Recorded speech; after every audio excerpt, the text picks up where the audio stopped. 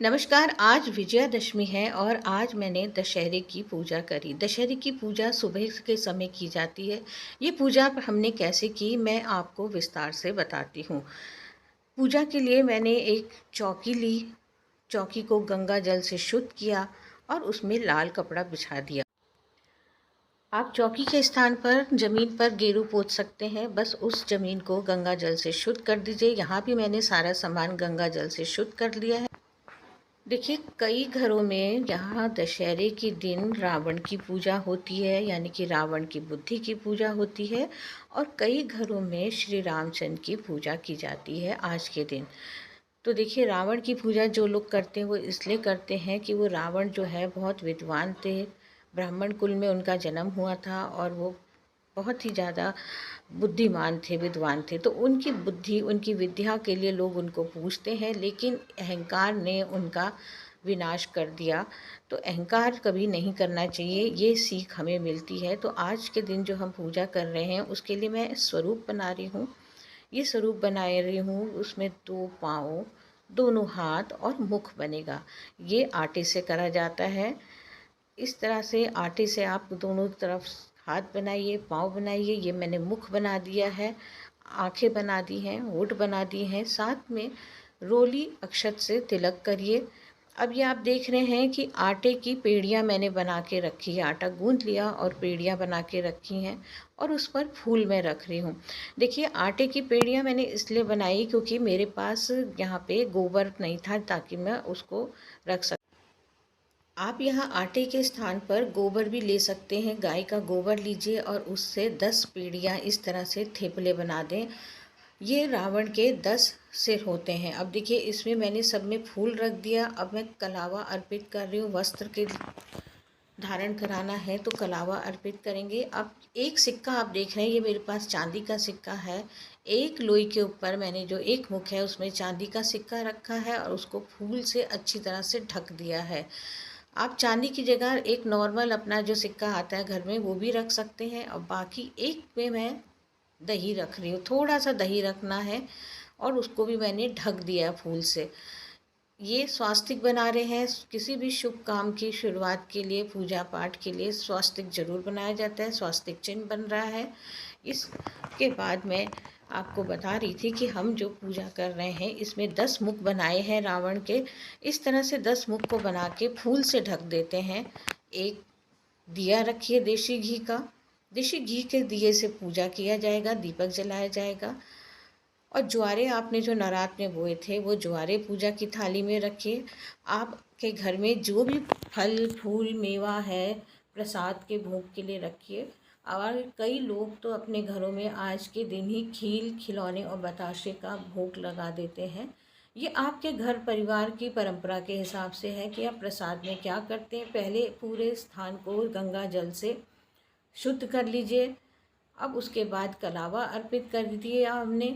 इस तरह से ये आपके घर में जो भी औजार है, जो भी काम होता है उसकी पूजा करिए। जैसे कि मैं कायस्थ कुल की हूँ तो मेरे यहाँ कायस्थ कुल में कॉपी, किताब, पेंसिल और ये शस्त्र का जो है ना खुखरी है, इसको पूजा किया जाता है। ये पूजा के लिए रखी जाती है। तो इस तरह से रोली चावल से इसकी पूजा करिए और कलावा बांध दीजिए अपनी कलम में, अपने पेन में, अपनी किताब में, कॉपी में टीका करिए। इस तरह से हमने प्रसाद रखा है। जो भी मेरे पास अब घर में प्रसाद है, थोड़े से फल फूल मेवा मिश्री, आप जो भी प्रसाद आपके घर में होता है, ये तिलक का सामान है। इस तरह से पूजा का सारा विधि विधान करिए। ये पेन आप देख रहे हैं कलावा बांधा हुआ है। साथ में बगल में ये देख लीजिए कुकरी रखी है, कुछ फूल रखे हैं। और ये इस तरह से हम लिखते हैं, पूरब का घोड़ा, पश्चिम का नीर, उत्तर का वर्दा, दक्षिण का चीर। ये परंपरा है, इसको लिखा जाता है। ये क्योंकि चारों दिशाओं की एक खास चीज़। श्री रामचंद्र जी का पायता पूजे लिखकर श्री रामचंद्र जी से अपनी रक्षा के लिए आशीर्वाद मांगिए। फिर अंत में स्वास्तिक बनाइए उसी पेज पे और अपना नाम लिखिए। और इस तरह से एक एक करके परिवार के सब लोग इसमें अपना नाम लिखेंगे और नाम लिखकर इसको पूजा के घर में अब संभाल के रख दीजिए जहाँ आपके भगवान रहते हैं, और फिर माथे पे तिलक कराइए परिवार के लोग, और रक्षा कवच बांधिए। गायत्री मंत्र का जाप करते हुए रक्षा कवच यानी कि कलावा बांधिए अपने हाथों में, कलाइयों में, और प्रसाद लीजिए। देखिए, प्रसाद लेने से पहले एक चीज़ और बता दूं कि हमारे यहाँ क्या होता है। मेरी दादी बताती थी कि ये जो हमने रावण के 10 सर बनाए हैं, इनमें से 2 सरों में, जैसे कि मैं आप बता रही हूँ, सिर में एक में सिक्का रखते थे और एक में दही। तो परिवार के जो मुखिया हैं, सबसे बड़े व्यक्ति हैं, उनसे कहा जाता था कि आप इनमें से कोई एक फूल उठाइए और देखिए कि क्या निकलता है। देखिए, हमने जब उठाया तो ये सिक्का निकला। इसका मतलब है कि सिक्का आया, यानी कि आपके घर में भगवान की कृपा से किसी भी तरह की कमी नहीं होगी, धन धान्य भरा रहेगा। इसके बाद आरती कीजिए। कहते हैं अगर दही आता है तो मतलब ठीक ठीक रहता है पूरा साल, और अगर खाली निकलता है तो थोड़ी सी परेशानी आ सकती है। लेकिन आप भगवान की पूजा करेंगे, उनसे प्रसाद ग्रहण करेंगे, तो वो सारी परेशानियों से आपकी रक्षा करेंगे। इसीलिए प्रभु के आशीर्वाद के लिए ये पूजा की जाती है। आटे की इन पेड़ियों के ऊपर आप तुरई के फूल भी रख सकते हैं। वैसे कोई भी फूल रखें, लेकिन वो फूल इस तरह से पूरा उसको कवर कर लें, ढक लें। यानी कि देखिए, ये पूजा इसलिए की जाती है ताकि आपके अहंकार का नाश हो। क्योंकि देखिए, अहंकार के कारण ही रावण का नाश हुआ था। तो अहंकार को ख़त्म करने के लिए और बुद्धि विवेक को बढ़ाने के लिए ही ये पूजा की जाती है। इसलिए कहा जाता है, पूरब का बरदा, दक्षिण का चीर, पश्चिम का घोड़ा, उत्तर का नीर, श्री राजा रामचंद्र जी आए लंका जीत।